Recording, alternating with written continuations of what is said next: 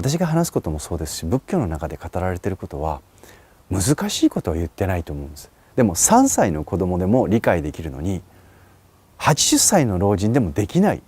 ていう教えが仏教です。じゃあ実際それできるって言ったらできないです。私もできない。ただ教えを知ってるっていうことが強いんです。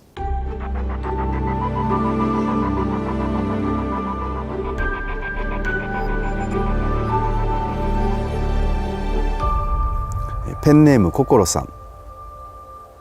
33歳4歳になられる女性です。こんにちは。以前お悩みを相談したのですが、いくつかの動画を拝見し、年齢に違いはあっても悩み事が似てる方、同じようなことを迷い悩む人が多いなぁと感じています。大愚さんの出す処方箋、これが他人のお悩みであっても自分自身の処方箋のように思うことも多々あります。決して難しいことは言っていないのになかなかできない、継続できない、それが現実ですね。お釈迦様の誕生日の動画を見て思ったのですが、心を育てるとお話しされていましたね。もっと詳しく心を育てることについてお話が聞きたいと思いました。中学生の息子がいるのですが、ぜひ子供にも心を育てる話を一緒に視聴したい、または私から伝えてあげたいと思いました。お忙しいと思いますが、心を育てるとは何か、ぜひお話を聞かせてください。もしおすすめの本等があれば紹介をしてください。心さんがこのご質問の中で書いてくださっているように、この一問一答いろいろな悩みが上がってきます。もう自分が自殺をしたいっていう人から、借金の悩み、経営の悩み、恋愛の悩み、子育ての悩み、いろんなものがいろんな人たちから上がってくるんです。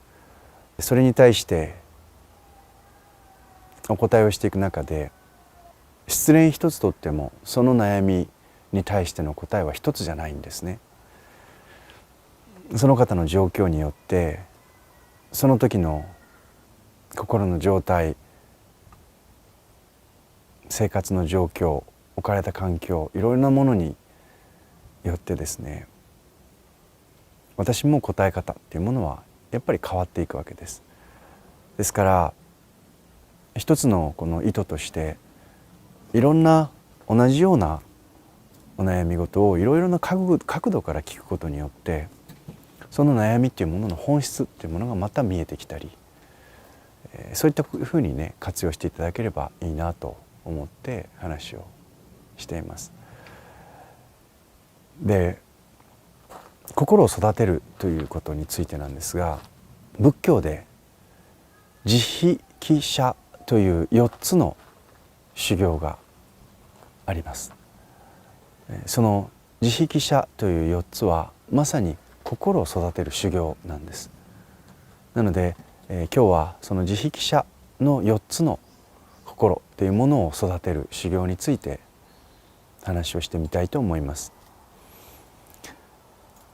慈悲喜捨の慈という字は慈しむという字なんですけれど、どのような意味があるかというと、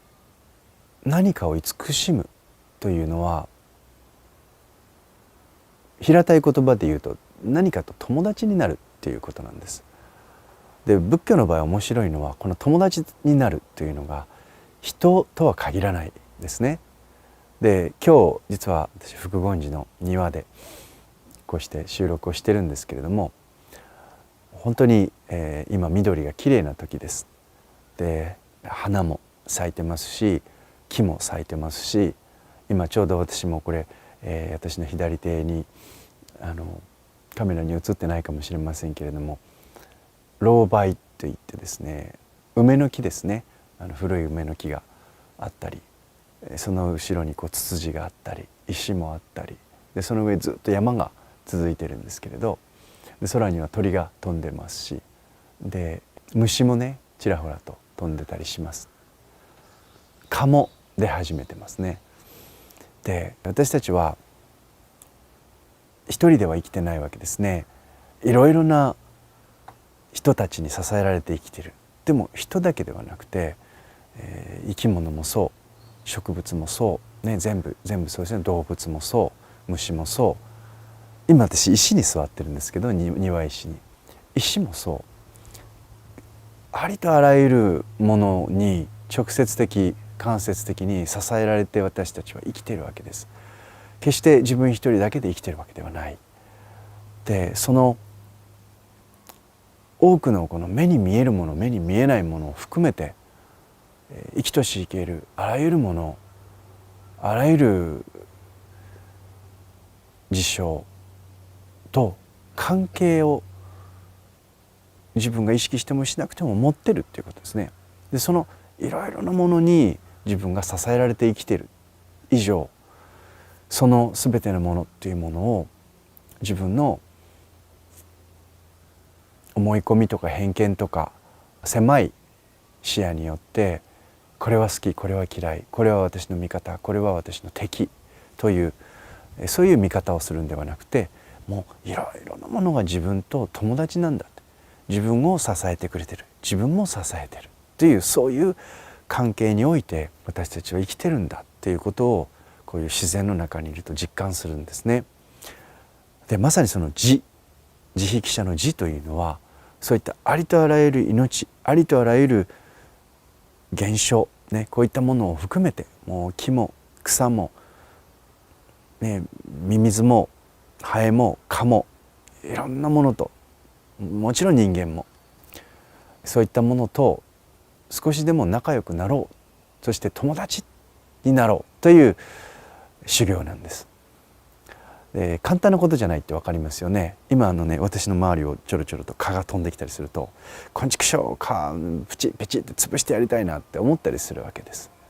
だけれどもやっぱり血を吸う蚊っていうのは自分が子供を産むために栄養分をね吸うために私の血を狙ってくるわけですけれど、蚊に狙われてるうちはまだ私も血がおいしいんだなと思ってここで頑張ってるわけですが、でもそういうふうにして自分が自分都合によって自分にとって都合のいい人とかものはみんな友達、でも自分にとって都合の悪いものは友達じゃないっていうふうにして私たちはどうしても思ってしまう。そこを自分の考え方を変えることによって自分にとって都合がいい自分にとって都合が悪いとこも含めてみんなひっくるめて私っていうものを支えている